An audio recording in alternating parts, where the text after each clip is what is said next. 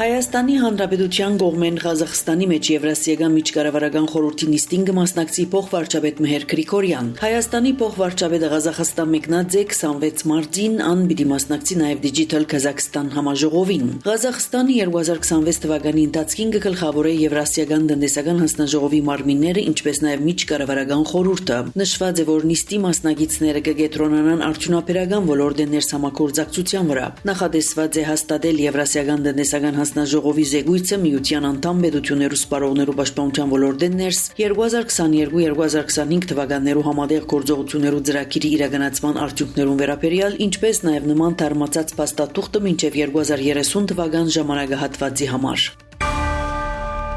Հայաստանի պաշտպանության նախարար Սուրեն Բաբիկյան եւ Ֆրանսիայի նախագահ Մակրոնի ռազմական գիծով խորհրդական հատուկ ռազմական շտաբի ղեկավար Վինսեն Ժիրոն քննարկած են պաշտպանության ոլորտի ներսամագործակցության վերաբերող հարցեր։ Անոնք խոսած են նաեւ միջազգային անվտանգության առնչվող հարցեր։ Սուրեն Բաբիկյան Ֆրանսիայի միջազգային ձեռնարկություններու շարժում գազագերբության մեջ հանդիպում ունեցավ նաեւ պաշտպանական ոլորտի ֆրանսական ընկերություններու ներկայացուցիչներուն հետ։ Ըստ ռազմական կերադեշտության քննարկված են Հայաստանի Հանրապետության պաշտպանության նախարարության եւ ռազմական արդյունաբերության ձեռնարկություններու միջև համագործակցության առնչվող հարցեր։ Հայաստանն ու Ֆրանսան 2023-ի հոկտեմբերին ռազմական ոլորտի ներսամագործակցության մասին պայմանագիրներ ստորագրեցին։ Երևանն ու Փարիզը բարբերաբար գշեշտեն, որ Ֆրանսան Հայաստանի միայն պաշտպանական սարքեր կդրամատրե։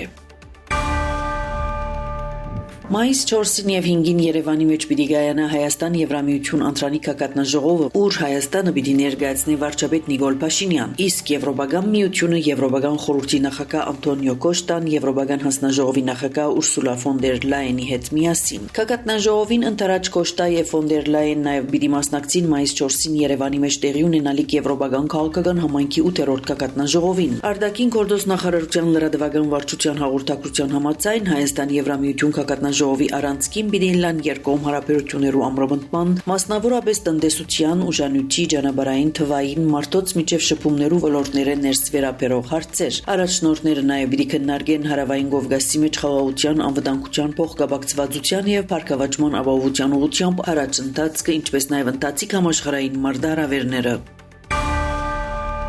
Թվային արհեստագիտության արագ զարգացման պայմաններու մեջ երեխաներու առցանց անվտանգության ապահովությունը կշարունակի մնալ կառավարության ռազմավարական առաջնահերթությունները մեկը։ Ընկերային ցանցերու իր էջին գրած է նախարար Մխիթար Հայրաբեդյան, տեղեկացնելով, որ գլոր սեղան քննարկման ձևաչափով հանդիպում ունեցած է Գաբի ղեկավար Գազմին Իսմեիլյան հիմնադրամին եւ ՅՈՒՆԻՍԵՖ-ի ներկայացուցիչներուն հետ։ Հաշվի առնելով խնդիրի միջկերադեշտական բնույթը, մենք արդեն իսկ սերտ համագործակցության նախաձեռնեցինք պետական կառույցներու եւ միջազգային գործընկերներու հետ։ Այս պահուն ձևավորված փորձագիտական խումբը կիրականացնի հետազոտությունը, որուն արդյունքներով պիտի ներկայացվի գործողություններու հստակ ճանապարհային քարտեզ։ Մեր մշակած առաջարկները ներառելու են լուծումներու լայն շրջանակ, սկսած իրազեկման մեթոդները մինչև տեխնիկական եւ օրենսդրական այնպիսի ղեկավարումներ, որոնք պիտի բարձրացնեն երեխաներու պաշտպանվածության մակարդակը։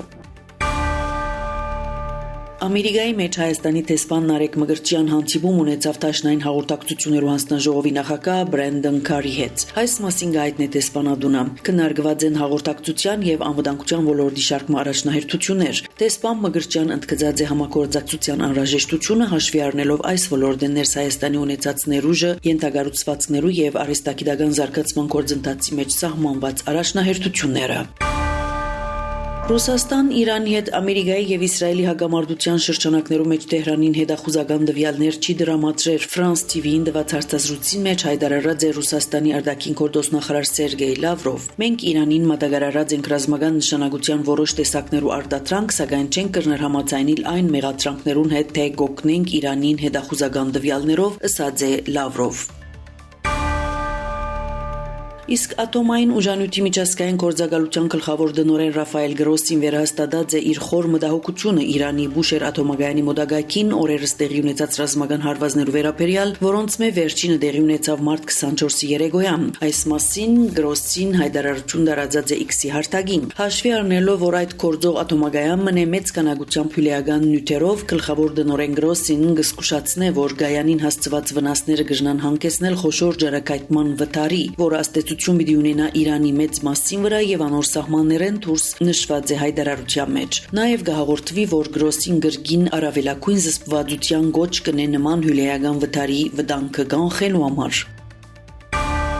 Վենեսուելայի նախկին նախագահ Նիկոլաս Մադուրոն, որուն հունվարին ամերիկյան հատուկ ճոգադայիններ արևանքած էին իր գեցավայրեն, երկրորդ անգամ կանգնած է Նյու Յորքի դատարանին առջև։ Մադուրոին եւ անոր գնոջ Սիլիա Ֆլորեսին ներկայացված են բազմաթիվ մեղադրանքներ թմրանյութերու մաքսանենգության եւ զենքի աբորինի դնորինման համար։ Այս անգամ 1.5 ժամ տևած դատական նիստի ընթացքին Մադուրո եւ Ֆլորես պահպանած են լռություն եւ միայն թարգմանությամբ լսած են, թե ինչ տեղի կունենա։ Առաջին նիստին անգես ժամ խոսած է Իրան մեղության մասին եւ հայտարարած, որ կշարունակե մնալ Վենեսուելայի նախագահ։ Մադուրոն չընդունիր իր դեմ առաջադրված մեղադրանքները։